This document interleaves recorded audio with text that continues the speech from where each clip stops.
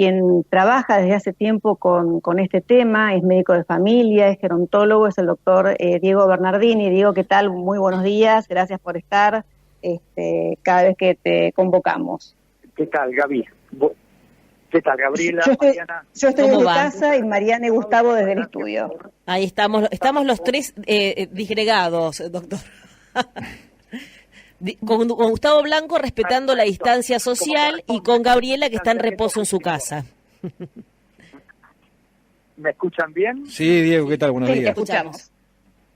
¿Qué tal, Gustavo? ¿Cómo estás? Bueno, como les decía, muchas gracias por el llamado y muchas gracias por poner en agenda de alguna manera lo que yo creo que es el día más importante en relación a lo que son las personas mayores a nivel internacional. Existe, como ustedes saben, el Día Internacional de las Personas Mayores, que es el 1 de octubre.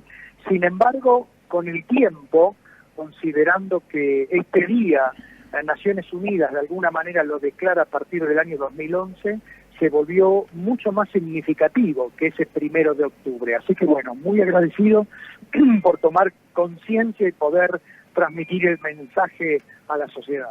La verdad, doctor, que si este día existe es porque lamentablemente también hay abuso y maltrato hacia los adultos mayores, ¿no?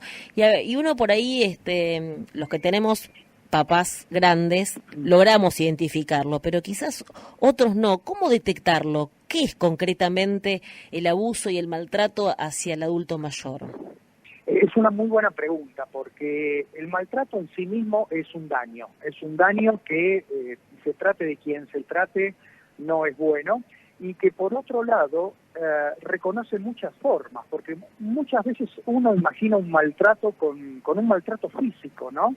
Pero en el caso de las personas mayores se habla de un maltrato, de un abuso que puede ser no solo físico, sino que psicológico, sexual, financiero, y yo te diría algo más, teniendo en cuenta la evidencia que tenemos de esto en Argentina, donde aproximadamente 1 de cada 4 personas mayores manifiestan haber sentido abuso y maltrato, y es el maltrato administrativo. Sí. Así que, como vos ves, hay muchas formas, y considerando que las personas mayores son seres muy emocionales, en algún sentido vulnerables, pero también al mismo tiempo muy resilientes, muy fuertes, nos encontramos que a veces un gesto, una palabra o una actitud provoca tanto o más daño que quizás algo más físico, como estamos acostumbrados. Es verdad. Ahora, Diego, los médicos de familia, los gerontólogos, ¿están a la altura de poder determinar cuando un familiar lleva a un adulto mayor a una consulta, si ese adulto mayor está siendo maltratado por alguien de la familia o por un cuidador? Mira, es una muy buena pregunta, porque tiene dos partes la respuesta. La primera es que sí, supuestamente las personas que estamos acostumbrados a trabajar con personas mayores estamos entrenados para detectar, para sospechar o intuir que hay una situación de maltrato. Ahora, el gran desafío se nos plantea cómo resolver esa situación, porque la realidad es que el maltrato, inclusive así está definido por la Organización Mundial de la Salud, se suele dar dentro de una relación de confianza muchas veces y de manera repetitiva, lo cual nos está hablando generalmente del círculo familiar primario, del cuidador, aunque también, mirá, y vos tocaste el tema de los médicos y me parece que es muy importante que nos demos cuenta nosotros mismos como profesionales y los colegas. Según los datos que tenemos de Argentina, las personas mayores identifican como lugares de maltrato primero las oficinas de atención pública y los bancos. Mirá que curioso, ¿no? Pero sí, en el podio, en tercer lugar, están los propios consultorios médicos. Así que hay mucho por hacer.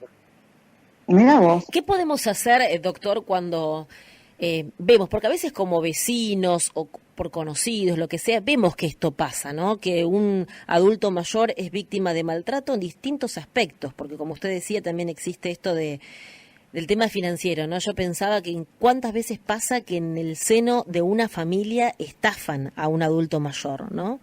Y es tristísimo esto, pero desde afuera, ¿este país está preparado para que alguien pueda hacer una denuncia, pueda hacer algo por esa persona?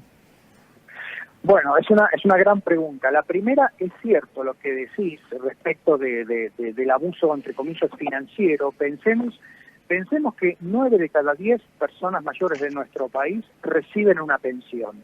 Y también pensemos que muchas veces esa pensión es el único ingreso regular que tiene un hogar, donde se sabe que de tal día a tal día ese ingreso, digamos, ese ingreso económico accede a ese hogar. Entonces eso es una situación que estamos viendo y que realmente es muy común que ocurra. Yo creo dos cosas respecto de tu pregunta. Creo que lo primero que tenemos que hacer, o que tiene que hacer la familia o quien esté, es detectar la situación. La realidad es que a veces es muy difícil detectar porque hay un vínculo de conveniencia, de dependencia, porque como te decía, quizás uno va como médico, identifica la situación, pero después se retira y la persona mayor queda conviviendo con el maltratador. Entonces, cada situación realmente es muy delicada, es muy personal y la verdad las estrategias cada día no dejan de sorprendernos. Y por otro lado, yo lo que suelo recomendar es que se pida ayuda, porque intentar resolver esto de a uno o de a dos personas a veces es muy difícil.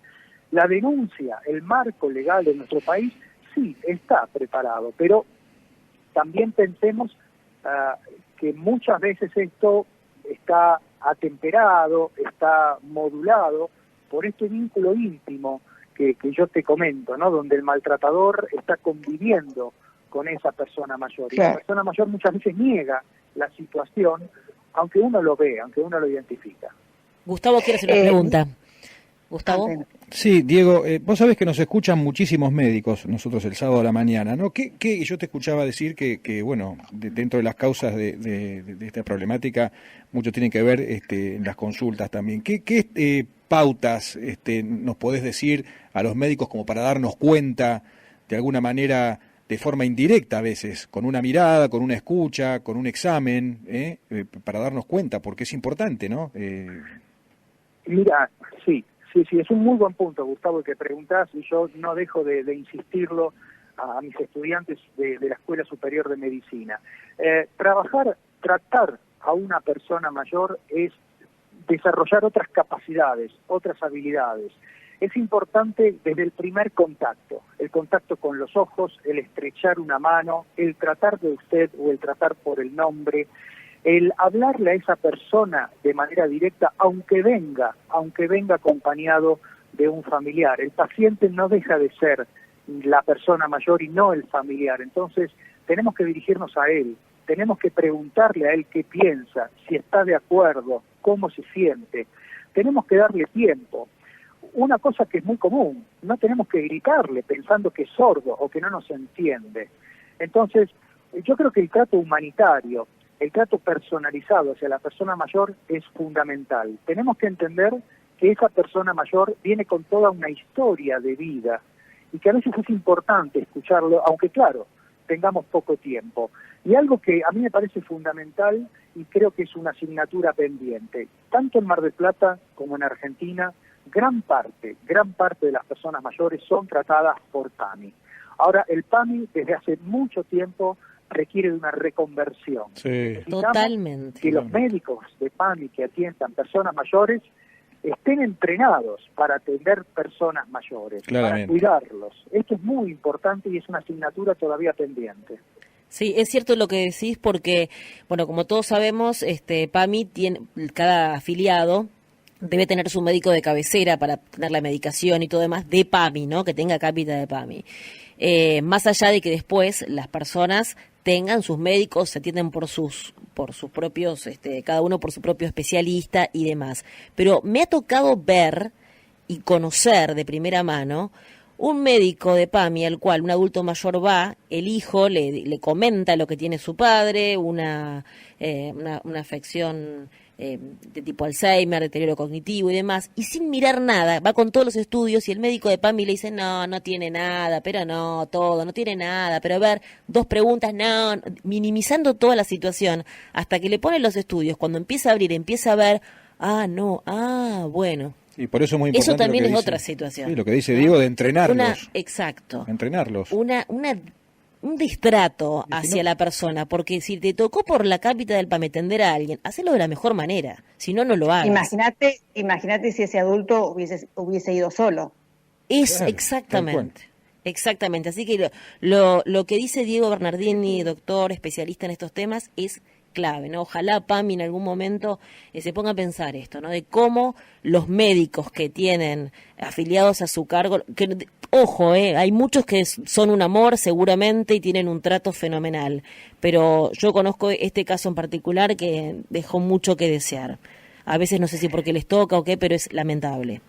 Ese es un gran punto. Si me permitís, dos observaciones. Lo primero es cierto en el sentido de que uno no puede generalizar, porque hay médicos de PAMI que son muy competentes, entre ellos mi profesor adjunto en la cátedra, él es médico de PAMI, y yo, cuando a mí me piden recomendar a alguien, hablo de él. Realmente no se puede generalizar, pero también hay una realidad. Primero, cuando los médicos decimos, usted no tiene nada, es una respuesta parcial, es una respuesta relativa, porque en realidad lo que tendríamos que pensar como médicos es que ese paciente no tiene nada que yo sepa, pero probablemente otro colega, otro profesional más entrenado en ese problema pueda encontrar una respuesta. Claro. Eso es lo primero. Y lo segundo que a mí me parece de base, fundamental, es que tenemos que reconvertir, que los médicos de PAMI tengan esa especie de chip, esa especie de mandato que significa que los pacientes de PAMI son un número dentro de una cápita y que para ellos muchas veces se convierten en un ingreso económico fijo. Y tenemos que reconvertir, tenemos que de alguna manera reciclar esa mentalidad para entender que los pacientes de PAMI son personas, son historias que por supuesto muchas veces significan para ese médico un ingreso económico, pero que no tenemos que faltar a nuestro juramento hipocrático, y eso significa que tenemos que saber, tenemos que cuidar y tenemos por sobre todas las cosas estar comprometidos en la atención de esos pacientes, y no, como decías vos, Gabriela, al destrato. Uh-huh.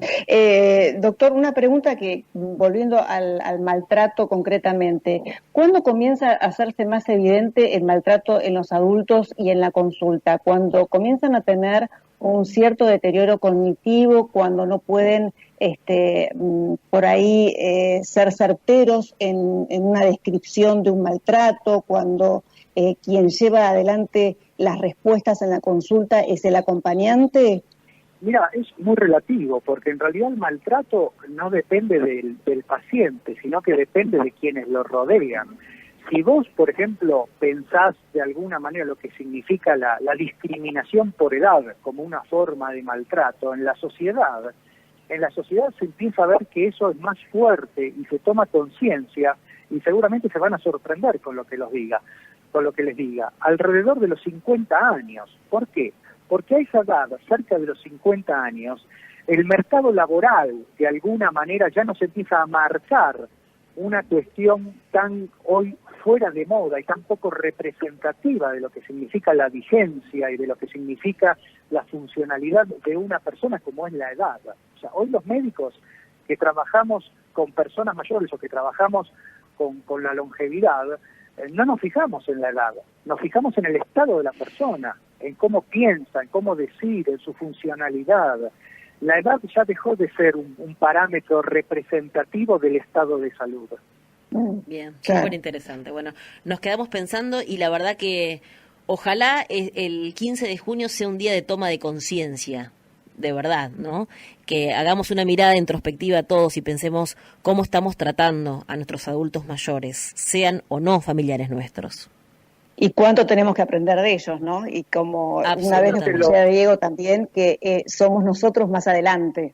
Exactamente, yo creo que es un buen momento para imaginarnos a nosotros como señores o señoras mayores, como viejos y viejas que, si todo va bien, vamos a ser, y por sobre todas las cosas, cómo nos gustaría ser tratados, con derechos, con dignidad, y por sobre todas las cosas, que nos escuchen lo que nosotros queremos y pensamos que nos hace mejor. Bien. Doctor Bernardini, muchísimas gracias por este contacto. Gabriela, Mariana, Gustavo, un gusto enorme, y de nuevo gracias a ustedes por el interés y el espacio. Un abrazo, Diego. Hasta luego. Muchas gracias, Diego. Gracias.